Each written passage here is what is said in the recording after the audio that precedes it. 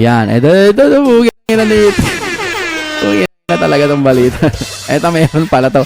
Hinahanap niya si ano. Ito, panoorin nun natin. Ang kulit na ito, no? Hinahanap si BP Sara. Ayaw niyang tumigil, no? Ayan. Pati ang Diyos mukhang pati ang Diyos nagagalit na rito.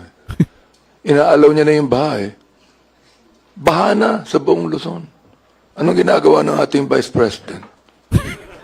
Napupunta sa iba't ibang bansa. Just imagine meron tayong impeachment court dito. Dapat umarap siya. Saan siya? Nasaan siya ngayon? Gusto kong tanungin, nasaan ba siya ngayon? Meron akong nakita na video.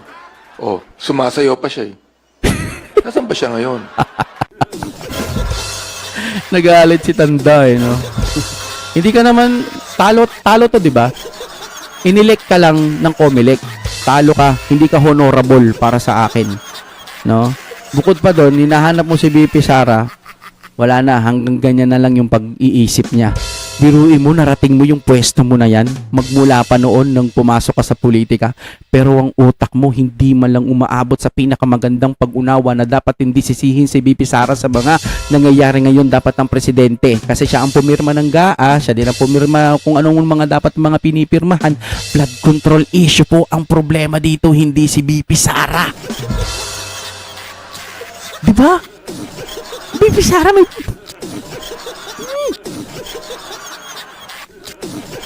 Bakit si BP Sara hinahanap mo? Pusang gala ka talaga. Abante, anong nangyayari sa'yo? Sabi ni Lisa. Napalitaw mo si Lisa, oh. Nananahimik yan eh, ha? Nanunood lang yan kanina. Napalitaw mo ulit. Biruin mo. Hinahanap si BP Sara. Ayop talaga itong pusang gala. Ang tanong natin, nasan ngayon ang Vice President? Madam, Baka nasa bulsa mo. Tignan mo, ma'am. Sir. Tignan mo, baka nasa bulsa mo. Hanapin mo dyan. Ay, taragis yung matanda na tayo. Putsang ina, pag-iisip lang. Konting pag-iisip at pag-unawa lang gagamitin mo. Bakit mo hinahanap si BP Sara? ang Vice President, bumabaha na. Nagagalit na ang Diyos. Kinangina, dinamay pa ang Diyos. Pati ang taong bayan, napapagod na rin. At gumagastos tayo ng milyon-milyong buwis dito. Gumagastos pala kayo ng libre. Gumagastos pala kayo eh. Tangina talaga, mami. Ano pa? Na binibigay ng mga Pilipino.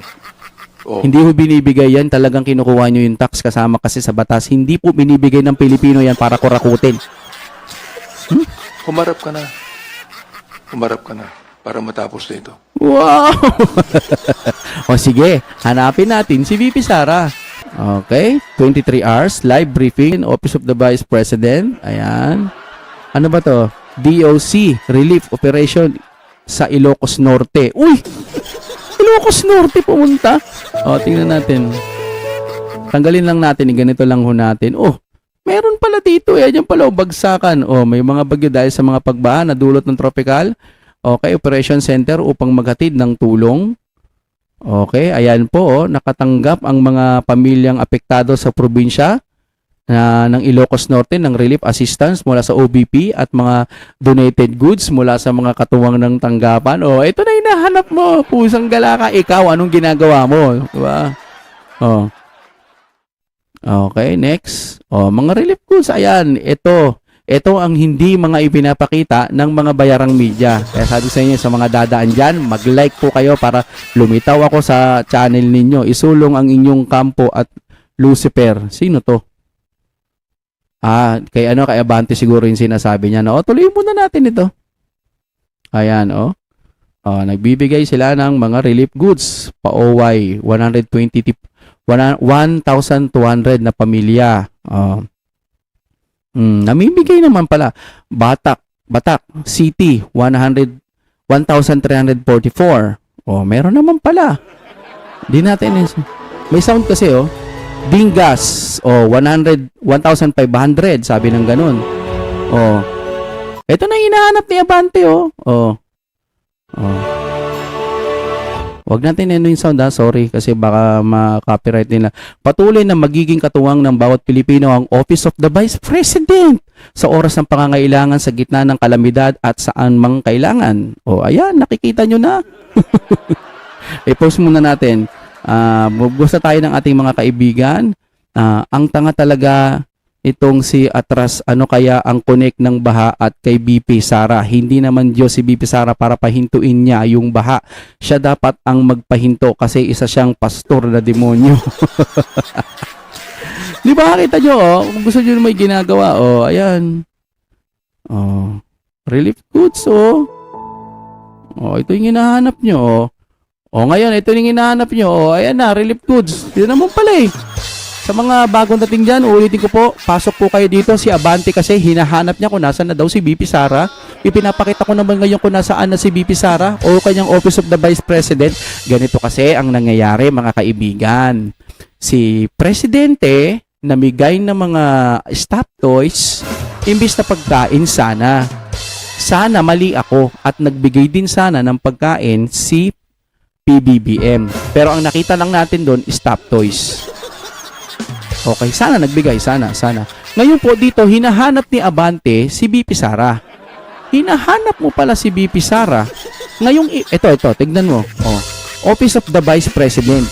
Ang presidente po kasi, kapag may mga sakuna o kahit na ano pa mang dumadating na kalamidad, pinupuntahan niya at turo siya dito, turo doon, kesyo may ganitong nangyari, kesyo ganito. Siya lang yung pumupunta at maraming ng media. Pero si BP Sara, Office of the Vice President po yung pumupunta. Office of the Vice President, hindi siya nagpapapogi para magpakita na turo doon, kunwari concern. Kung talagang concern ng ating Pangulo, hindi mo na kailangan tumuro, papuntahin mo ang Office of President mo o kaya ng kahit na ano po dyan, tas bigyan mo ng mga relief goods at hindi stop toys. Turo dito, ganito daan, basura dyan, ganyan. Pero ang Vice Presidente, tahimik lang na hindi ibinabalita ng mga buwaka ng inang bias media. Ibinabalita ba? Hindi. Diba? Etong katulad yan, ng mga pagtulong, hinahanap ni Abante. Sabihin nyo kay Abante, isampal nyo sa kanya, eto, tumutulong ang Office of the Vice President. Hindi para pupunta doon at magpapamedya at tuturo ng tuturo. Hindi ugali ng mga Duterte yan. Kumikilos sila, nagtatrabaho pa sila. Kahit nasa ibang bansa si BP Sara, modern na po ngayon, may connection na po para tawagan yung Office of the Vice President kung ano ang kanilang gagawin. Ganon. Ngayon, kung hinahanap mo pa rin si BP Sara, tignan mo dyan sa bulsa mo. Di ba? Ewan ko sa inyo. Hindi mo maintindihan. O ano pa ba? Nasaan pa ba si ito yung mga nakaraan. O nagtatanim pa si BP Sara. Tapos tumutulong pa sa mga bata. Marami pa. O, di ba? Ito pa yung mga tulong na hindi ipinapakita ng mga bayarang media. Actually, marami to eh. Ito pa yung sa pagbaha. Nagatid ng relief assistance sa Cagayan Valley. Bago pa man tumama, biruin mo, bago pa man tumama yung bagyo. Gaganito na lang natin bago pa tumama yung bagyo, pumupunta na sila doon. Pinaghahandaan na nila para magbigay ng relief goods. O magbibigay, isusukatin nila. Ay, basahin natin. Bilang tulong nagsagawa ang Office of the Vice President ng relief operation sa probinsya ng Cagayan. Hinahanap mo nandun. Nagtatrabaho naman pala yung hinahanap mo. Puro ka. Nasaan GB4? Relief operation. May mga pagtulong. Representative of Municipal, Social Welfare. OBP nagkatid ng relief assistance. Ayan, anong hinahanap nyo? Presensya? Ayan diba? Diba? Yan ang aming Vice President.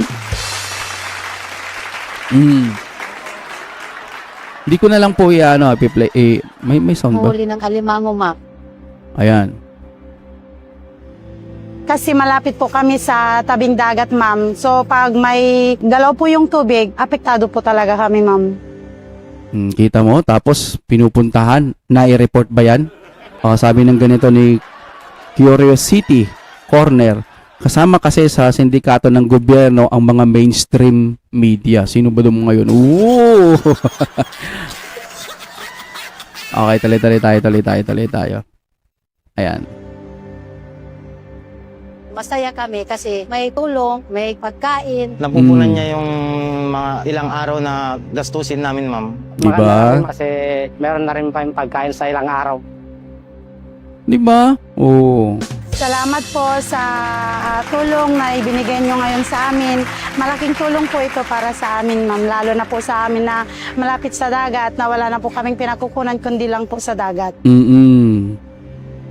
Sa lahat Diba? po ng tulong nila sa amin mga fisher folks, maraming salamat po lahat sa tulong nila, ma'am. Hinahanap niyo si BP Sara. Kami ito na yung tulong. nagpapasalamat sa Vice President kasi naalala po niya kami, nilang mga fisher folks sa Cagayan, ma'am. Uy, nagpapasalamat sila kay BP Sara. Nagpapasalamat sila kay BP Sara. Hinahanap ni Abante. Real talk lang mga kapatid, hindi ko inaaway si Abante. Sinasabi ko lang kasi nga hindi ipinapalabas ito ng mga bayarang media. Nakita niyo ba ito sa bias media? Hindi. Ang nakikita niyo lang, nagsasalita si BBM sa mga sa EDSA, sa mga nasalanta, turo dito, turo doon, kesyo ganito daw yung nangyari, kesyo ganyan. Pero ito, pinapakita ba nila yung mga tulong? Hindi. X-Crew News.